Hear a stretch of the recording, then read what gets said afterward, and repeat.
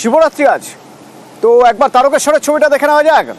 জমজমাট, ভিড়ে ভিড়াক্কার সেই তারকেশ্বর। রানা রয়েছে আমার সঙ্গে, রানা বলতে পারবে। রানা, তারকেশ্বরের ছবিটা একটু তোমার মাধ্যমে দেখে নিতে চাইবো।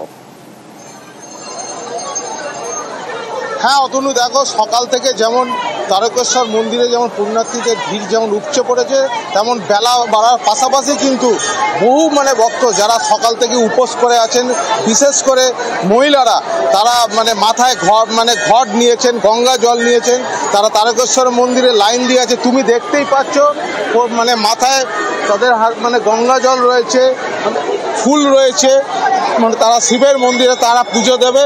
এই বছরে এই একটা দিন, এই শিবরাত্রির দিনটার জন্য কিন্তু অপেক্ষা করে থাকেন তারা, পরিবারের কল্যাণের জন্য, মানুষের কল্যাণের জন্য।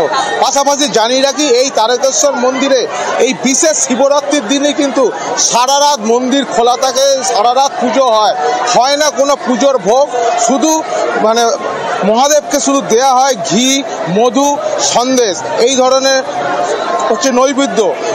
এছাড়া সকালেই কিন্তু মহন্ত মহারাজ তিনি কিন্তু মন্দিরে শিবের পুজো করেছেন। সন্ধেবেলা কোনো আরতি হয় না আজকের দিনে।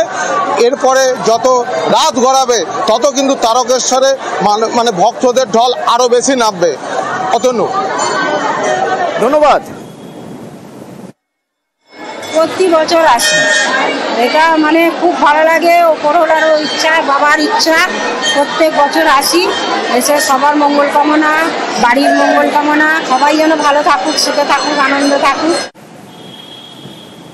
এবার একবার বাঁকুড়ার যোগেশ্বর শিব মন্দিরের ছবি দেখে নেওয়া যাক। তারকেশ্বর আজ ভোর থেকে প্রচুর মানুষের ভিড়, ভক্ত সমাগম যোগেশ্বর মন্দিরে।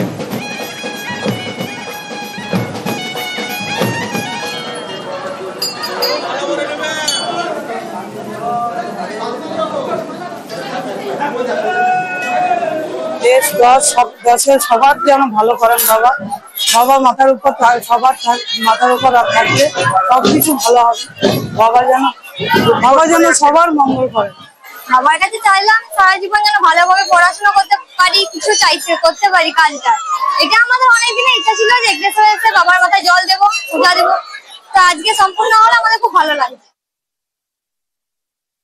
ওড়িশার বর্ডার চন্দনেশ্বর শিব মন্দির, পূর্ব ভারতের বিখ্যাত শিব মন্দির। এই চন্দনেশ্বর মন্দিরে সকাল থেকে ভক্তদের ভিড়, এমনিতেই প্রচুর মানুষ আসেন, ভিড় করেন, দর্শনার্থীরা আসেন।